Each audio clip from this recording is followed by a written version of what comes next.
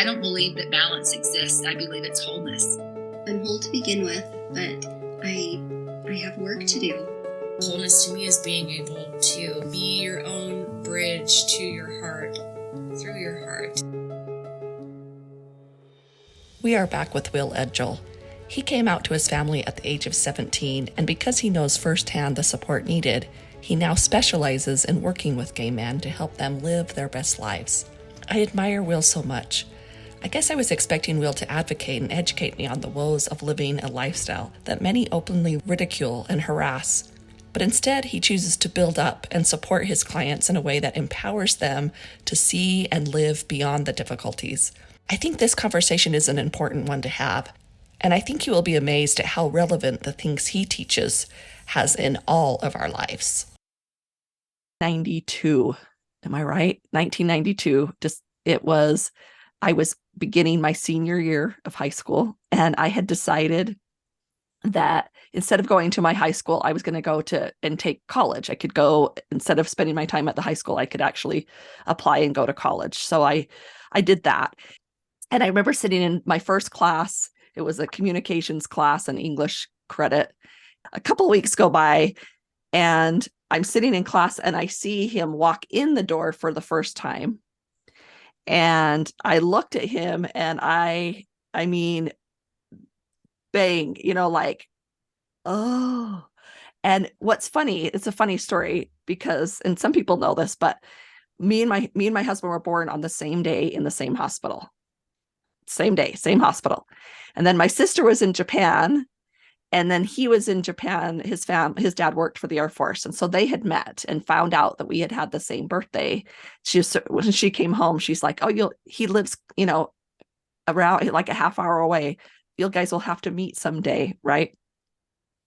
So I knew where this guy was from, and I knew this guy in my class was from the same town. So I was trying to get with my sister to find out who this guy was that she knew, so that I could go and meet this guy that I thought was the hottest thing ever. Like every time I see him, I would get the tickles in my tummy, you'd get the like flutters in your heart.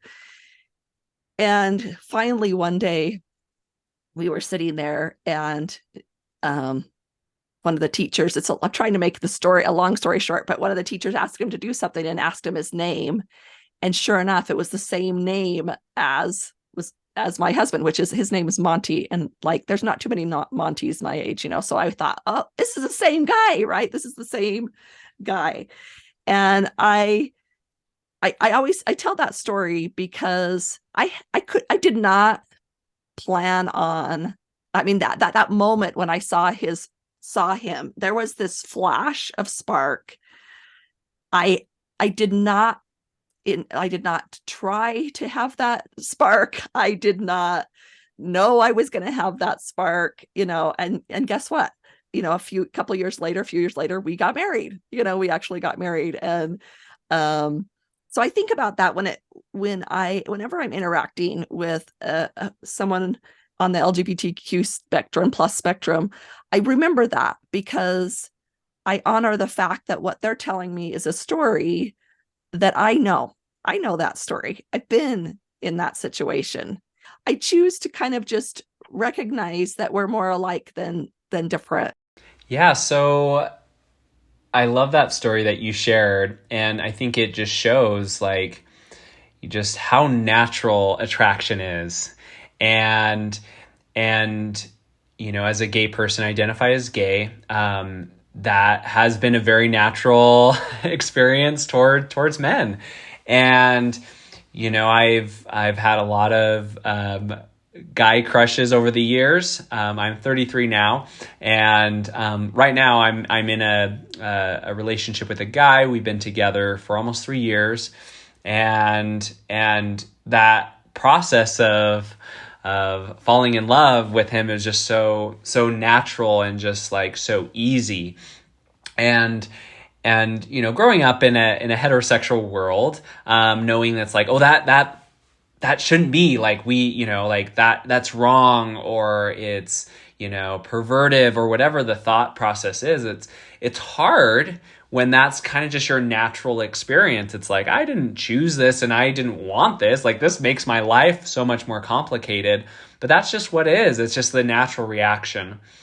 And I mean, professionally, as I'm a wellness coach, I work specifically with the gay population. And one of the main areas that I do focus on is shame. And I address, holistically, a lot of other things, but shame is just such a common experience.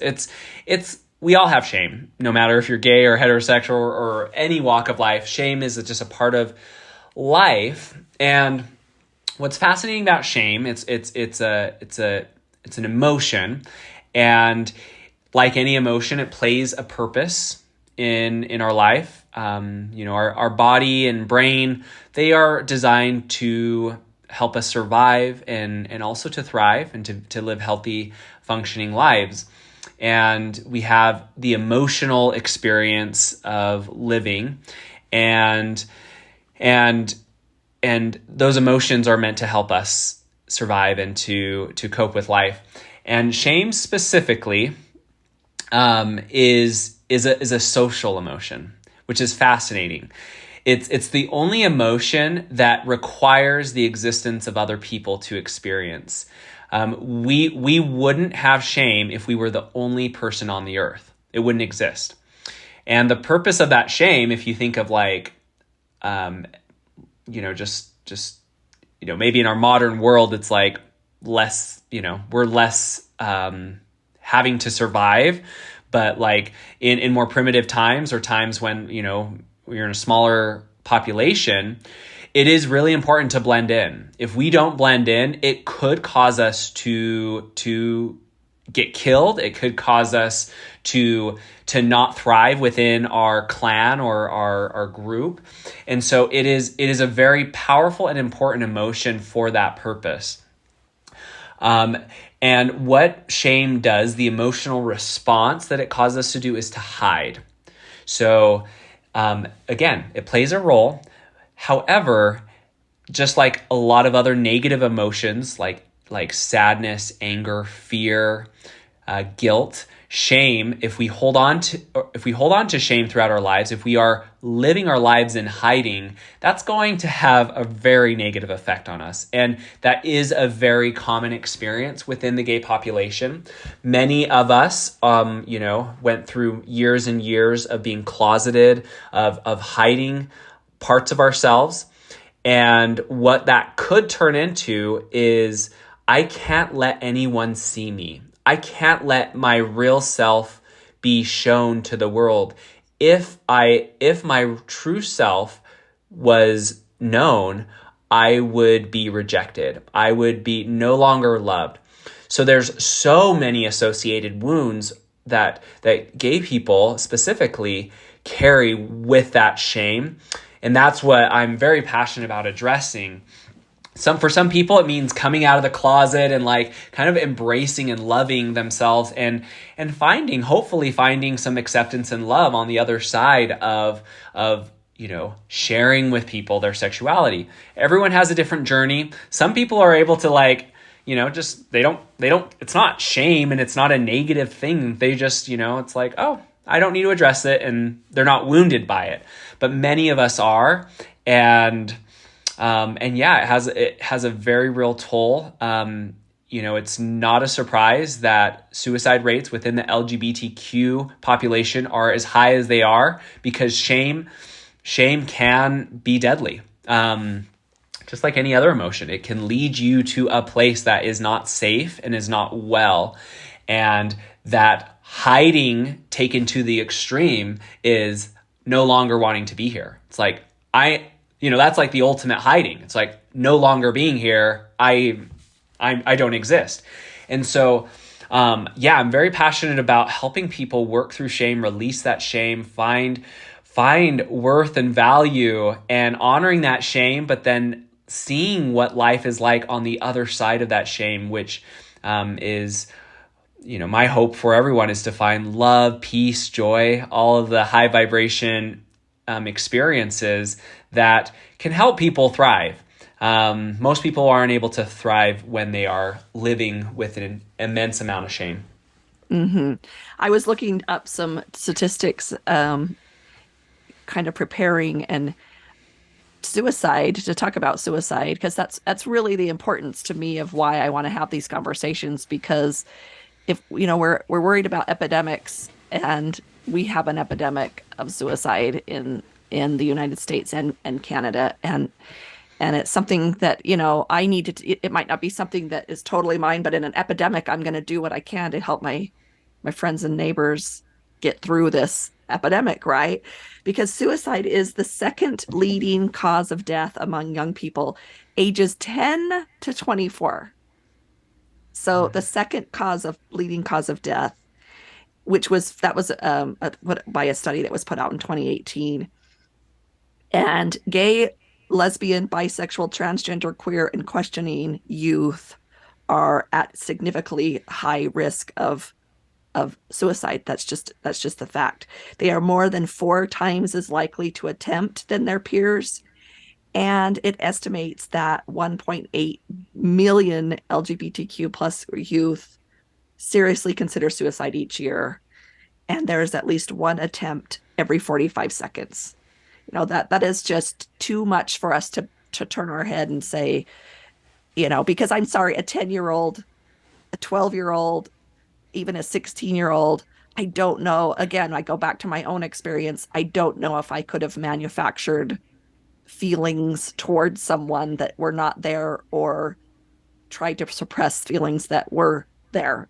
It wasn't something I had to deal with. In fact, I even in the study, for whatever reason, it reminded me of in World War II, in World War II, acceptability was determined by hair color, by eye color. They actually had little charts that they would put up and they would decide whether you were acceptable in German society or not based on characteristics, nose width. I mean, they literally had charts that they looked at, things that we would hardly even notice today in 2023. In fact, a lot of beauty magazines have all sorts of these, that they're almost more beautiful the more exotic people will look, or the more different they look. That's kind of how we are almost 100 years later.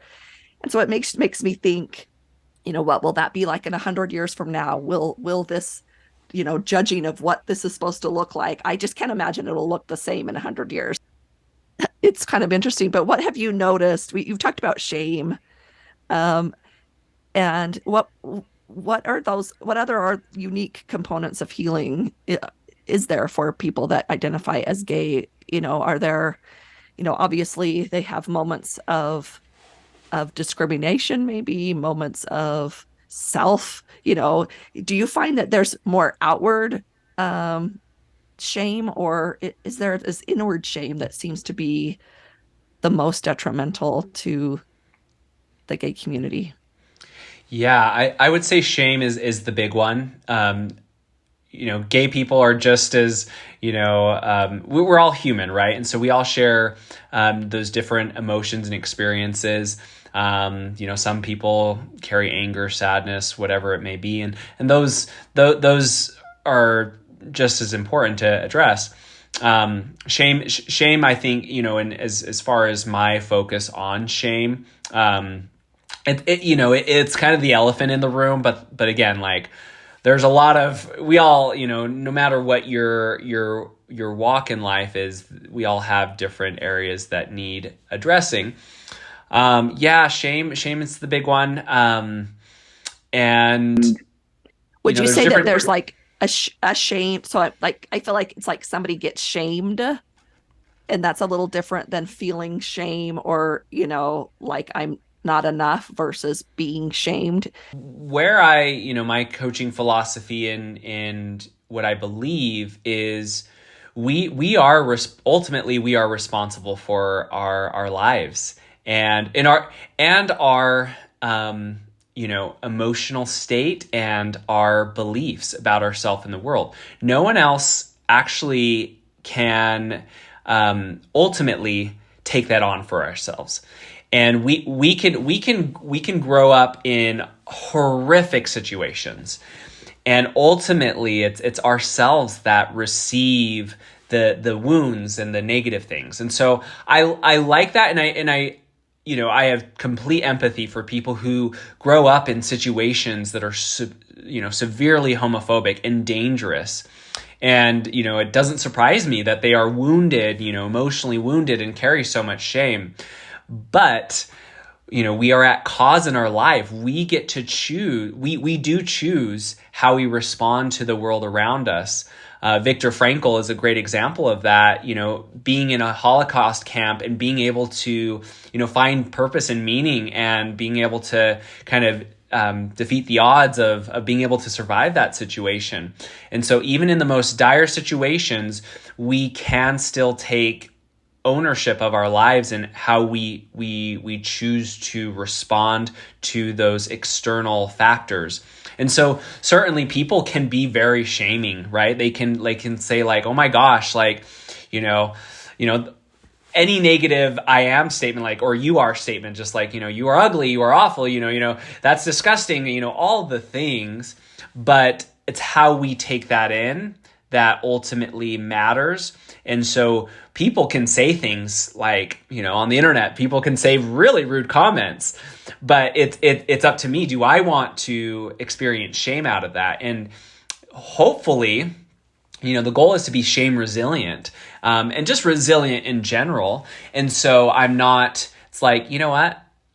They can think what they want. I'm not going to take that on. And so, and we see that, there are some very confident gay people, and I love it. So, they just like, more the flamboyant type. They're just like, hey, I'm queer and I'm here, and like, get over it. And it's like, oh my gosh. And it's not like they didn't grow up in a very homophobic world either. They've just, maybe they have this innate ability to just be confident and not care what other people think. And so I don't blame for people, like, it totally makes sense why shame is such a big part of the community. I've experienced shame. I still have shame around a lot of things, but I can take my power back and empower myself and choose to release that. And that can be a process. It can be a process to build that resiliency. But we don't have to be victims. And that's what I'm passionate about, is to help the gay community become resilient and to become, confident and create our lives. Like, we have so much potential. We are so, as a community, we have so much to offer, both, in professional settings, but also in religious settings. Like, I'm still connected to my religious, faith, and, and that's really important to me. And I think it's a shame when, it is literally a shame when people drive us out of society and try to quiet us. And, I'm not talking about like, political advocacy or anything like that. I'm just saying like our presence deserves to be here, and we deserve, just like anyone else, to contribute and to let our light shine. And for whatever reason, we have this experience of being attracted, I have this experience of being attracted to the same gender. And, that's my lived experience. I get to do what I want with that. And I don't have to hold on to shame through the process. I can live openly and live my best life, and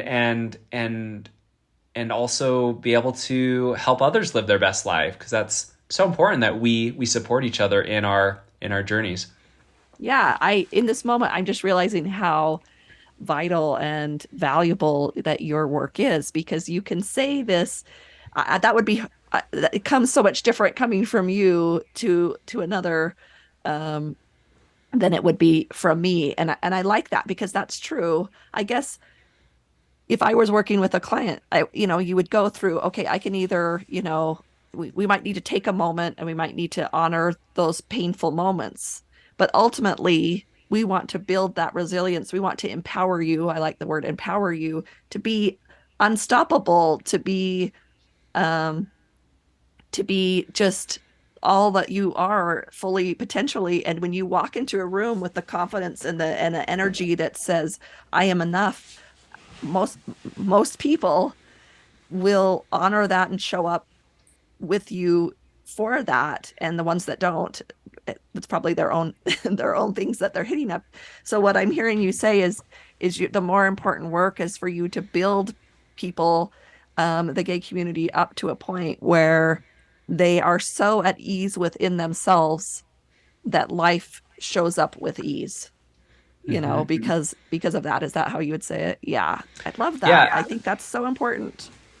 So yeah, one of the things I shared in my last podcast with you, the formula, and one of the big elements of the formula is knowing what you want in life. And when you are crippled with shame, I'll say it that way, when you're crippled with shame, you are cut off. Your energy is cut off, and it actually will most likely reduce creativity and reduce your own like autonomy in being able to like create the life that you want for yourself, because you have to hide. And that hiding says, there's something about me that like is wrong, and I can't trust myself because I'm, flawed or whatever that is. And so what often happens is they will adopt what society tells them to do or what their parents tell them to do. And they can be living other people's lives because they've become disconnected or disassociate from their own experience. And from that place, it's like, oh, you're just going to, fine. You're not going to, live the life that you feel passionate about, and you're going to live someone else's life. And so it really is sad that shame can completely take out the excitement of life and cause you to not know what you want and not even give yourself room to like say, what do I want to create in this life because of it? And so a lot of that's one of the devastating impacts is not stepping into your soul's desires and just doing what society tells you to do, which, society has a lot of good things that tells us to do. But if we're not taking ownership of that, it's something very soul sucking to just live someone else's life and be operating on other people's terms. And so when we get rid of shame, which is one of the things, again, like shame has a purpose. So we all have shame flare up, and that's fine. But if we can get rid of like the past shame and living in shame, then we are able to open ourselves up to the creative potential of living life authentically and openly and powerfully, what we were meant to do.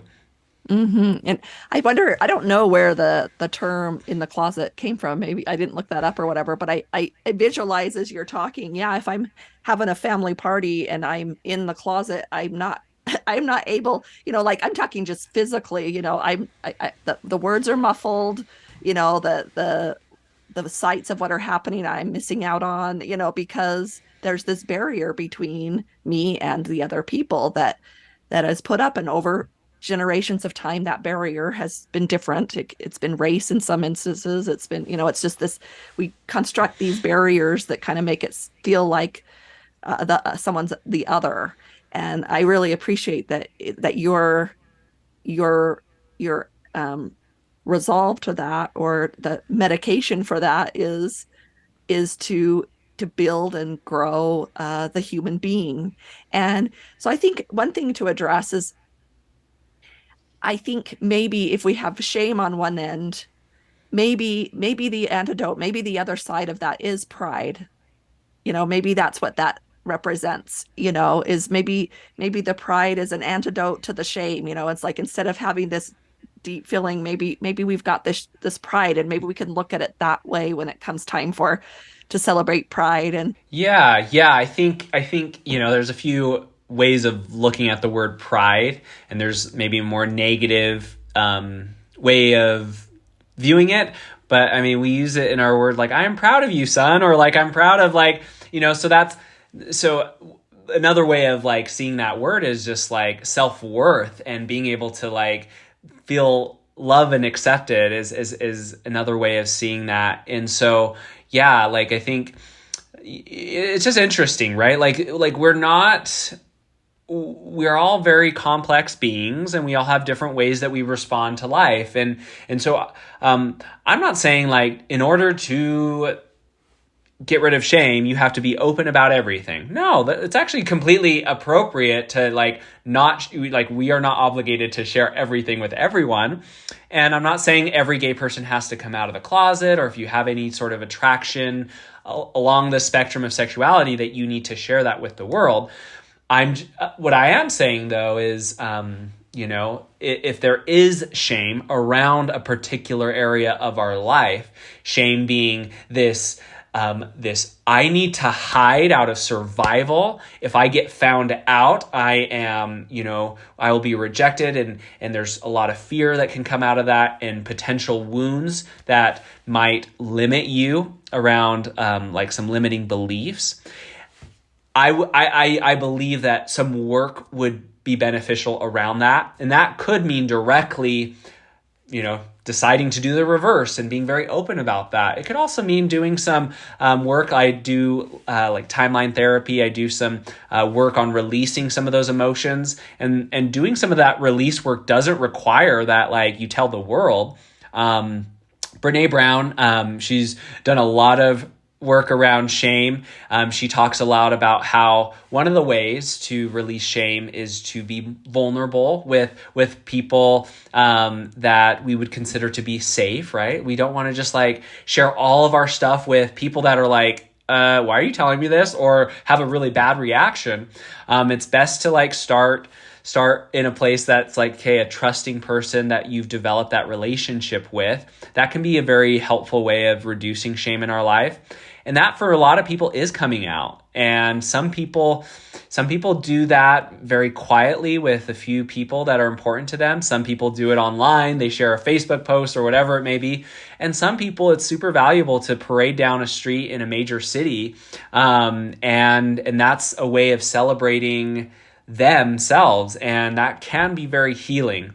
Are there shadowy sides to the gay community and that expression? Totally. You can become you can kind of go to the extremes. And so we are looking for balance, and, the gay community can sometimes be labeled as being like overly sexualized, and that, where someone's super, super repressed and then they kind of go the opposite and they want to share everything. And so literally they are almost naked in front of everyone down a city street. Like, yeah, I mean, I'm not going to be, say what's right and wrong in that instance. That could be very healing for that person to do it in that way, but also recognizing, having the pendulum swing from one side to the other could also be an unhealthy expression. And so we want to be careful. I mean, I honor everyone's way of living life. But we can, go from one extreme to the other, and that could be also an unhealthy expression of another type of emotion. So there's that balance. Yeah, that often happens. It feels like freedom to be on the other end of the spectrum, but it's just because, maybe it's in relation to how bound someone has felt. Any time we move to the opposite end, sometimes that's a step. Sometimes that's an important step. Sometimes it's vital for some people. But soon we've got to find out what's authentic to the individual. And I hope to educate through this podcast is that it's not just a group of people, but it's a spectrum of individuals, and in fact, just for myself, I wanted to look up, because we've gone, there's lots of jokes sometimes, and it's even said by people in the gay community, like we're getting that LGBTQ is getting longer and longer, and there's kind of this joke. But I kind of just wanted to pause for a second, because at this point in 2023, from what I found, the official is LGBTQIP2SA. And I just wanted to take a moment and pause on this, because it's easy to say, oh my gosh, but if you're, in my life, this has come into my life. And once it hits your life, it becomes important. So I just wanted to say, this is what this represents for those of us. So we have lesbian, gay, bisexual, transgender, queer, questioning, intersex, pansexual, twin-spirited, and asexual. And right underneath that is people are like, what's twin-spirited? And I know we could roll our eyes like, who's going to call us stuff? But when I read what it is in indigenous and other native lands, they have different levels of, it's natural in those cultures to have, they don't have a binary system of gender. They have it's a very different spectrum, and it's very culturally based. So it may not be something that resonates with me or I grew up with, but it's very much part of their culture to have something that they have narrowed down to this two-spirited is what they call it, two-spirited, I guess, idea. And once I read that, I went, oh, well, that makes sense. It's just something I'm not familiar with, but it's something that they grew up with every day, and we're including that into the spectrum. But and just coming up with some ideas, I looked at the American Psychological Association. I'll put all the links to these in the show notes, but their take was, they said, since 1975, the American Psychological Association has called on psychologists to take the lead in removing the stigma of mental illness that has long been associated with lesbian, gay, and bisexual orientations. The discipline of psychology is concerned with the well-being of people and groups. So the prejudice and discrimination that people who identify as lesbian, gay, or bisexually regularly experience have been shown to have negative psychological effects. So I just thought that was interesting that the American Psychological Association says since 1975, we've been trying to fight against these kind of things, which we're coming on, what is that, 30, 40, 50 years of this conversation about human beings and trying to define who they are, and who they are, who someone else is, and call it different because it's different, to think that there's something wrong. So I just think it's time, because we need you. Our world needs you, or you wouldn't be here. Our world is in balance because you exist. We don't want you to go anywhere.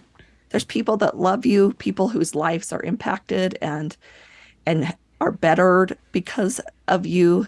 And if we can empower you to find a way that you can stay, that you can have joy and peace and happiness and the ability to thrive in your life, that's what we want. That's what we want for you. That's a version of wholeness that we're hoping extends to that segment of our society. And we could go into all sorts of arguments. There's all the arguments about how that shows up genetically and things like that. I do have a link about the science behind sexual orientation. I also have a link to the Trevor Project. I think is super important to that educates people on.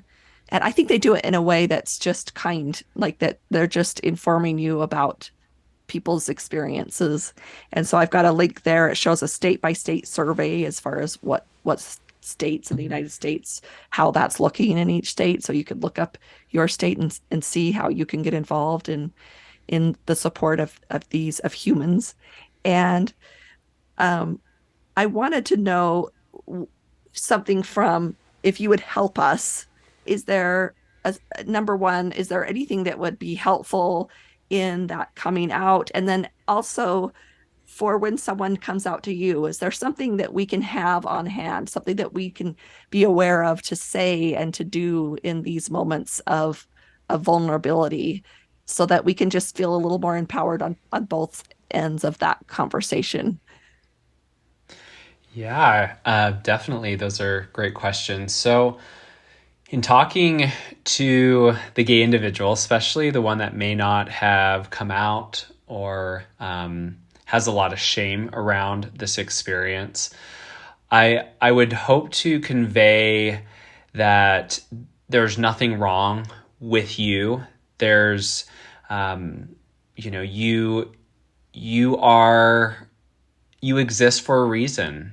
I do believe in a creator, in a God, and there's a reason why we exist on the planet.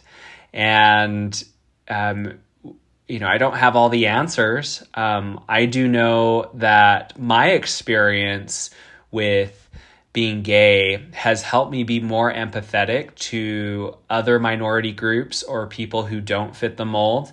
It's helped me have a softer heart and be able to, I mean, I am in the profession of helping others. And I do believe that, you know, that the root of that has been, you know, my own struggles and all my own challenges that I've had to work through. And now I want to support others. And I've just seen so many gay people that have just the biggest hearts, and they're some of the best people. They are some of the most spiritual people. They're geniuses. They are creative. They are very successful.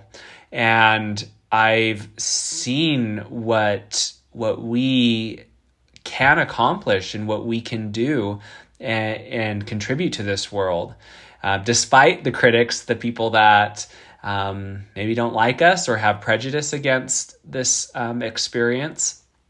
We're a very resilient people. And so I would hope that if you are gay and if you are listening, and if you experience same-sex attraction or any variation, you know, in the LGBTQ plus spectrum, that you can recognize that, like, that you are here for a reason. And you know, you hear this a lot, and maybe it's a little cliche, but God doesn't make mistakes. Like this, like, you exist here for a purpose, and to find that purpose is going to be individual, right? Everyone has a different purpose, a different way to show up. But I would say, like, you know, find your own voice, and you don't have to also be gay a certain way, right? I use the phrase, do gay your way. It's like, you get to decide what that means to you. You get to decide if you want to share this with the world. If you don't, you know, whatever that path is for you, it's going to be unique. And so find your own meaningful, purposeful life, and it's ahead of you. And it really, on the other side of shame, it does truly get better. It is a place where you can live in joy and happiness and self-fulfillment and love. And so I hope you can find that, and I hope you can heal those wounds of shame wherever they may show up. And then, so for your second question, a little harder. I want to interrupt you though, because you reminded me of an experience I had. I wanted to share with my son, and we were sitting there talking one day. We talked about, you even mentioned this in the last podcast that we were in, and you know, we were talking about the idea of you know, being stopped or even damnation or that kind of thing is the stopping of progression, right? It's like, if you sat there and just didn't learn anything more, that would be hell, right? That would be hell to not learn anything. And so we were discussing this idea of, like, okay, then this idea of God, you know, whatever that means to any of you, but we were talking about, well, then how does that work? Because there's this idea that he's finished, you know, or that idea is finished, you know. And he sat there, was a teenager, he's probably 16. And I says, what do we think about that? We were just asking questions. We weren't trying to come up with actual solutions. But he said something so profound. And he says, you know, I said, how would that work for there to be growth there? And his answer was, he thought for a minute, and in that silence, it was just magical, because he said, me, I'm the different. I'm a new experience. The way I see the world, the way I view things, the way I interpret things, the way I create things, that's different. That's new. And it was just this idea of, you know, I was so grateful. I was like, wow, that's so profound. How you see the things, all the little intricacies that make you, all the little qualities that you have are so unique. The most unique and precious commodity in the universe is you, and how you see and how you show up and how you act. So I don't know. I mean, I think there's growth, but I also think, wow, everybody's got to have a different take, or else it gets pretty boring pretty quick. And how that actually adds to this idea of God, your uniqueness, your specialness, your individuality, your autonomy actually has purpose, I think, in that way, in that it grows and expands even this idea of God, right? So, as we've talked so much about shame and the devastating impact it can have in our lives, when someone is being vulnerable and sharing something that maybe they haven't even shared with that many people, and they are confiding in you to share that, like, that is such a, that's a sacred honor, because you can change their whole narrative about how they view themselves, about how they see themselves in the world around them. And this, it's a huge opportunity for them to love and accept themselves, and to receive love from you at a time that may be one of the most meaningful and impactful times in their life. And so I know with things that might bring up fear, like, oh my gosh, you're gay, what does that mean? If when someone is coming out to you or sharing anything that's like really heavy, if you can hold space for them without bringing up your own stuff, that is going to be very powerful and meaningful, and could truly change their life and change the direction of just how they move forward and how they relate with shame moving forward. So I just first want you to recognize what a huge honor and opportunity it is to help them heal. And it doesn't have to be anything. It could just be simply listening to them and reacting with no judgment, and being able to give love. And it's like, I thank you so much for sharing. I am so grateful you felt you could share, and just know I love and accept you just how you are. And you know, you mean the world to me. And what even like goes even further is asking questions to help you understand them more. Not questions around like, again, like not like with a purpose to connect and to understand means a lot. So if you can show love, hold space, and understand more, and so asking, you know, well-meaning follow-up questions, that is always great.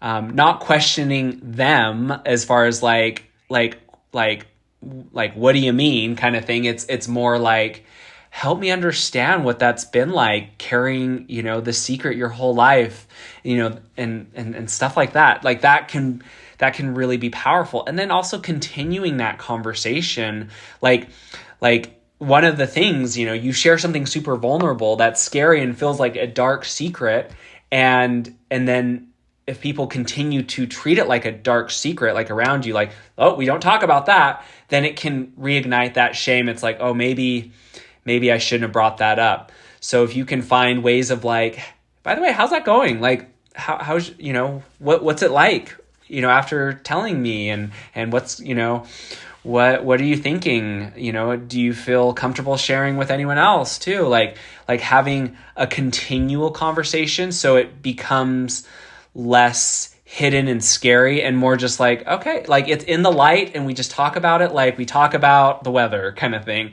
That can be very helpful to normalize that high energy topic that can carry a lot of energy. Yeah, I love that. I think, again, I've had to, in my own life, you know, getting used to this, you know, becoming aware of the sensations in my own body, you know, because you'll start, if you're uncomfortable, your own muscles are going to start, you know, maybe tensing up a little bit, or you're going to start, you know, whatever it feels for the person. But when I become aware that that's happening in my body, that's my body reacting, not them. They have no control over that. So I can just quickly, I can say, okay, there that is. Oh, I'm a little nervous. Let it, you know, like, okay, there it is. And just by acknowledging, sometimes we do that. Sometimes, you know, I even tell people, just kind of put your hand on your heart just so that you can connect with that real space inside you. Cause I know there's this true self, this higher self, this whatever that is, the self with a big S, I think that they call that, you know, that really is just in connection with this other person that doesn't have all, doesn't have all those judgments. And so try and connect with that. But I love your idea of, maybe it's not just a one-time event. Maybe in that moment, you do your best, and whether it goes well or not, coming back to it later, coming back 2 days later, 3 days later, hey, I just want you to know, I really appreciated you sharing that with me. And it's not lost on me how important that was in your life, and that I do want to show up for you in a way that would be supportive and helpful for you, not just in this moment, but for the rest of, our experience together as connected beings. But I think relationship is how we heal. So let's not cut off relationships when it's not necessary. We have things to grow and things to learn from all the people around us. And so maybe at this point it feels like a big opportunity, but like I say, I think we put 100 years on this. I think this conversation becomes just non-important, maybe just every day. I don't know. We'll see. We will see. Maybe I'll be surprised. I'm open to being wrong, but I just think the trajectory of history seems to move towards love and acceptance. And I really am grateful that you're willing to show up, being who you are. Because I'm telling you, as you show up in your authentic self, I feel like it gives me permission to show up in my authentic self. Just by you being you, there's an energy exchange that just makes me feel like everything's great in the world, because we're in this flow of exchange of being who we are, and not hiding behind or that shame causing some distress between us. So I'm grateful that you're willing to have this conversation with me. And I want to know, how has being able to call that, to say I am a gay man, for you to do that, how has that added to your wholeness? What was that like for you to get into congruence with that truth in your life? So I know the word gay can be a pretty charged word. I know, especially for those who are a little bit older than me, again, it brings up that shame response, because, among society, they had such a negative connotation for that word.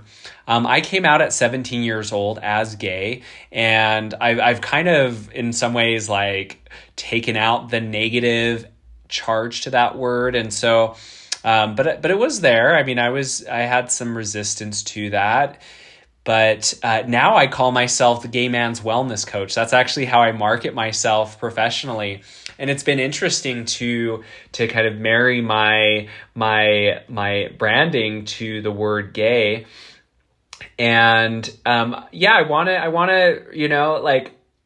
to reduce the maybe the embarrassment and the shame that exists around that word. It's like, I just want it to be like any other word that just describes an individual's experience. And so it's been a journey for me to do that, but I've had a lot of experience, and it's been a lot of years since I've been stepping into this label for myself. And I also respect people's, choice in not choosing to identify with labels and or how they choose to identify.